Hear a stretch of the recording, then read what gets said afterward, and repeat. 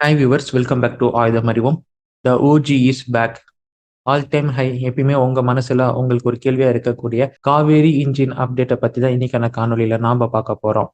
சமீபத்துல நம்ம பாதுகாப்புத்துறை அமைச்சர் ராஜ்நாத் சிங் அவர்கள் பெங்களூர்ல இருக்கிற GTRA gas turbine research establishment மையத்திற்கு ஒரு விசிட் அடிச்சிருக்காரு. இது ஏதோ சாதாரண விசிட் கிடையாது மக்களே. அங்க ஒரு ஃபுல் ஆஃப்டர் பர்னர் சோதனையை அவர் நேர்ல பார்த்திருக்காரு.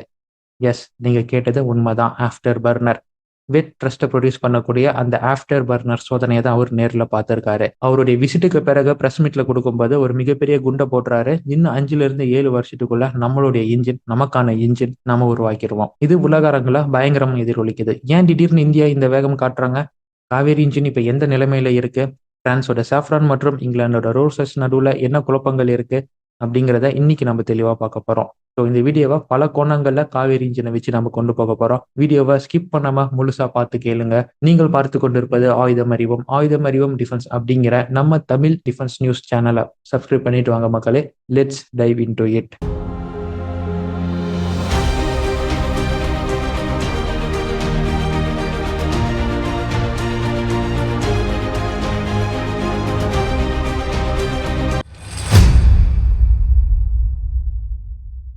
சாப்டர் 1, காவேரி இன்ஜின் தோல்வியா இல்ல ஒரு புது ஆரம்பமா? முதல்ல ஒரு விஷயத்தை புரிஞ்சுக்கோங்க.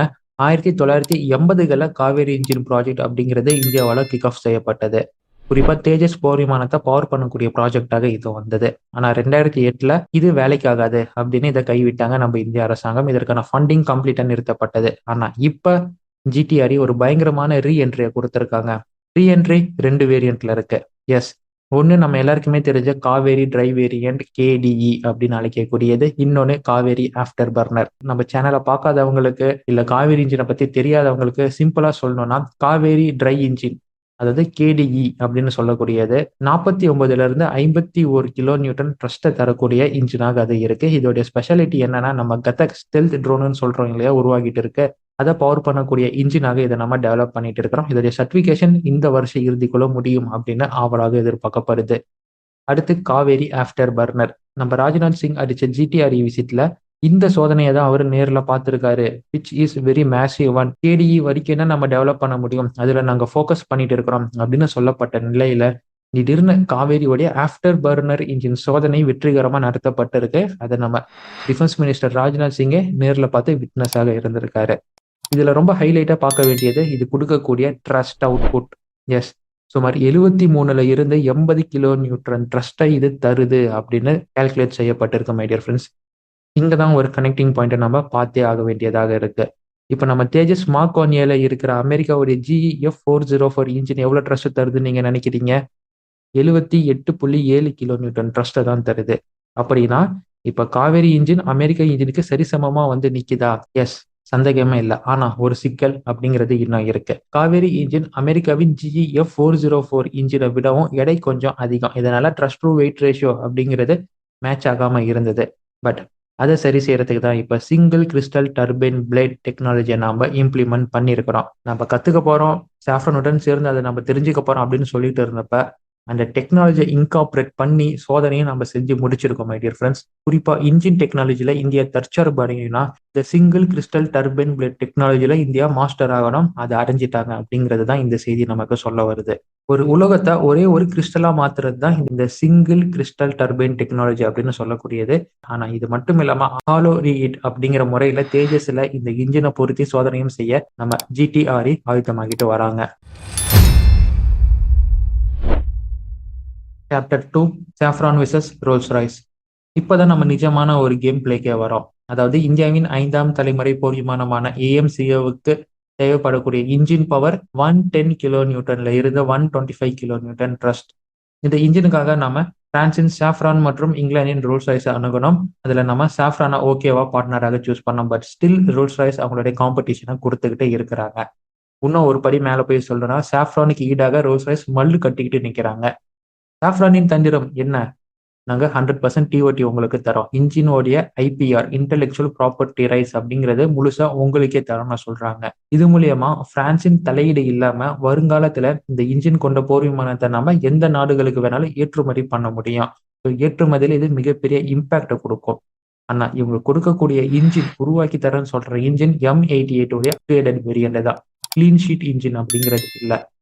இந்த இடத்துல தான் ரோல்ஸ் ராய்ஸ் லீப் எடுக்கிறாங்க. அதாவது ரோல்ஸ் ராய்ஸ் என்ன சொல்றாங்கன்னா, நாங்க புதுசா கிளீன் ஷீட் இன்ஜின், அதாவது 6ஆம் தலைமுறை போர் விமானத்தையே பவர் பண்ணக்கூடிய அளவுக்கு நாங்க டிசைன் பண்ணி உங்களுக்கு இன்ஜினை கொடுக்குறோம்.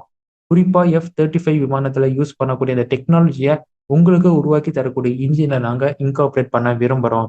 யூஸ் பண்ணிக்கோங்க இந்தியா அப்படின்னு சொல்றாங்க. ஆனா இந்தியா ஆப்வியஸ்லி நம்ம எல்லாருக்குமே தெரியும் சாஃப்ரான் பக்கம் சாஞ்சாங்க. இதற்கு ஒரே ஒரு காரணம் தான் ஸ்ட்ராட்டஜிக் அட்டானமி. நம்ம எல்லாருக்குமே தெரியும் இங்கிலாந்து எந்த அளவுக்கு அமெரிக்காவின் கட்டுப்பாட்டுக்குள்ள இருக்கு, அமெரிக்காவின் ஆதிக்கம் இங்கிலாந்துல எவ்வளவு இருக்கு அப்படிங்கிறது. ஏதோ ஒரு அரசியல் காரணமாக இல்ல கால் புரிஞ்சு காரணமாக இந்தியாவின் முக்கியமான நேரத்துல அமெரிக்கா சொல்லி இங்கிலாந்து நமக்கு ஸ்பேர் பார்ட்ஸ் தரலன்னா நடக்குமா? கண்டிப்பா நடக்கும். Why not? இதை தான் கருத்துல கொண்டு நம்ம பிரான்ஸ் பக்கம் போனோம். Because of strategic autonomy. அப்படி என்ன பிரான்ஸ் பண்ணாங்க? 1998ல இருந்து இன்னும் குறிப்பிட்டு சொல்லணும்னா பொக்ரான் சோதனையில இருந்து இப்ப வரைக்கும் பிரான்ஸ் நமக்கு உறுதுணையாக தோள் கொடுத்து நின்றுட்டு இருக்கிறாங்க. Followed by Russia. இப்ப சாப்டர் 3க்கு நம்ம போக வேண்டிய நேரம். ஆபரேஷன் சிந்தூர். ஏன் இந்த அவசரம்? ராஜ்நாத் சிங் தன்னுடைய ஸ்பீச்ல எப்பயுமே ஆபரேஷன் சிந்தூர் ஆபரேஷன் சிந்தூர்னு சமீபத்தில இருந்து பேசிக்கிட்டு இருக்கிறாரு. அப்படி அவர் என்ன சொல்றாரு அப்படின்னு கேட்டீங்கன்னா, இந்த ஆபரேஷன் சிந்தூர் காலத்துல நம்ம கத்துக்கிட்ட ஒரு பாடம், நம்ம கிட்ட இண்டிஜீனியஸ் அதாவது சொந்த டெக்னாலஜி இருந்தாதான் எதிரியை நம்ம நிபந்தனைக்குள்ள கட்டுக்குள்ள கொண்டு வர முடியும். அதுதான் இந்த ஆபரேஷன் சிந்தூர்ல பாகிஸ்தானுக்கு நாம பண்ணோம். மறக்க வேணாம், பாகிஸ்தான் ஆபரேஷன் சிந்தூர் சமயத்துல சீனாவுடைய ட்ரோன்களையும் டர்க்கியோடைய ஆயுதங்களையும் நமக்கு எதிராக வச்சு மிரட்ட பார்த்தாங்க. ஆனா இந்தியா சொந்த ஏர் டிஃபென்ஸ் சிஸ்டத்தையும் ரஷ்யாவின் S-400 நிறுத்தியாக பயன்படுத்தி அதை எல்லாமே முறியடிச்சது. ஸோ ராஜ்நாத் சிங் இதுதான் எக்ஸாக்டா சொல்ல வராரு. அதாவது இன்னும் அந்த 5 to 7 வருஷத்துக்குள்ள ஏன் இன்ஜின் வேணும் அப்படின்னு கேட்கிறாருன்னா, சீனா ஒரு பக்கம் அவங்களுடைய WS-15 அப்படிங்கிற இன்ஜின் மேல கான்சென்ட்ரேட் பண்ணி வேகமா முன்னேறிக்கிட்டு வராங்க. அதே பக்கம் பேரலா சீனாவின் உதவியை கொண்டு பாகிஸ்தானும் ஓரளவுக்கு அவங்க டெக்னாலஜியை அட்வான்ஸ் பண்ணிட்டு வராங்க.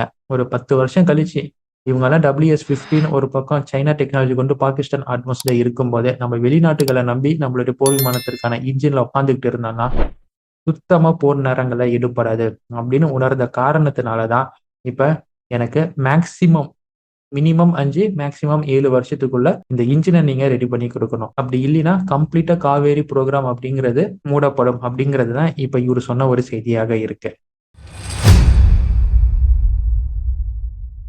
சாப்டர் 4 கொஞ்சம் டெக்னாலஜியா பேசலாமே. சிம்பிள் ஆனா ஆழமானது. ஒரு ஜெட் இன்ஜின் எரிகிற வெப்பம் அப்படிங்கிறது சூரியனின் மேற்பரப்பை விடவும் வேகமாக இருக்கும். இன்னும் கொஞ்சம் லாஜிக்கா புரியும்படியே சொல்லணும்னா, ராக்கெட் இன்ஜினை கூட நம்ம தயாரிச்சலாம், ராக்கெட்டை கூட ஏவேறலாம். ஜெட் இன்ஜின் அப்படிங்கிறது உருவாக்க முடியாது. பிகாஸ் ஜெட் இன்ஜின் அடிக்கடி குறுகிய நேரத்துக்குள்ள சுமார் 1500 °C வெப்பத்தை அடையும். ஸோ அந்த வெப்பத்தை அந்த இன்ஜினானது அடிக்கடி சந்திச்சு அதை தாங்கி நிற்கணும். இதுதான் இந்த இன்ஜின் உருவாக்குதல்ல பெரிய விஷயமாகவே இருக்கு. பட் இந்த அழுத்தத்தையும் வேகத்தையும் ஹீட்டையும் மெயின்டைன் பண்றதுக்கு தான் சிங்கிள் கிறிஸ்டல் டர்பைன் பிளேட் அப்படிங்கிற ஒரு வித்தையை இப்ப இந்தியா கத்து வச்சிருக்கிறாங்க.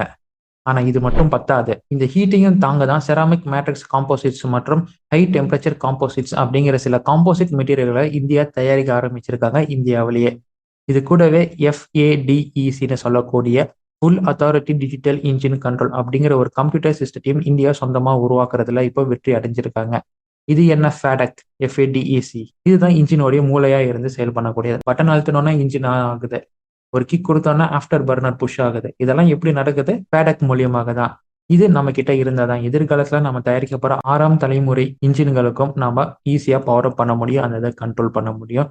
ஸோ ஃபேடக்கா இருக்கட்டும், செராமிக் மேட்ரிக்ஸ் காம்போசிட்ஸா இருக்கட்டும், single crystal turbine blade engine டெக்னாலஜியா இருக்கட்டும், இது எல்லாமே இப்ப இந்தியா கொஞ்சம் மாஸ்டர் ஆகிட்டு வராங்க அப்படிங்கிறது தான் இந்த சோதனை நமக்கு வெளிப்படுத்தக்கூடிய செய்தியாக இருக்கு. As a result conclusion, Kaveri engine இப்ப நம்ம ட்ரோன்களுக்கான ட்ரை காவேரி இன்ஜினாக, அதாவது காவேரி டெரிவேட்டிவ் இன்ஜினாக மட்டும் இல்லாம ஆஃப்டர் பர்னர் டெக்னாலஜியும் இன்கார்பரேட் செய்யப்பட்ட தேஜஸுக்கான எதற்காக உருவாக்கப்பட்டதோ அந்த கோரை அடையிறதுக்கான ஒரு படி அடைஞ்சிருக்கு அப்படின்னு தான் இந்த சோதனை மூலியமா நான் உங்களுக்கு சொல்ல வரேன். இது இந்தியாவிற்கு ஒரு பெரிய நம்பிக்கையும் ஒரு நல்ல பாய்ச்சலையும் கொடுக்கும் அப்படிங்கிறது என்னோட கருத்தாக இருக்கு. இன்னொரு பக்கம் சாஃப்ரானோட கூட்டு சேர்ந்து AMCAக்கான உலக தரத்துக்கு ஒரு இன்ஜினை நாம உருவாக்கிட்டு இருக்கிறோம்.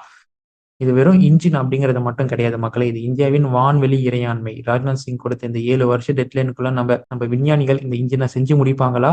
காவேரி இன்ஜின் இழுத்தடிக்குமா? உங்க கருத்துக்கள் என்ன? மறக்காம கீழே. நாம இந்த நேரத்துல கத்து வச்சிருக்கக்கூடிய டெக்னாலஜி மாஸ்டர் கிளாஸ் என்னைய வியப்புக்குள்ளாக்குது. இந்த வீடியோ பிடிச்சிருந்தா லைக் பண்ணுங்க. நம்ம ஆயுதம் அறிவோம் சேனலை சப்ஸ்கிரைப் பண்ணுங்க.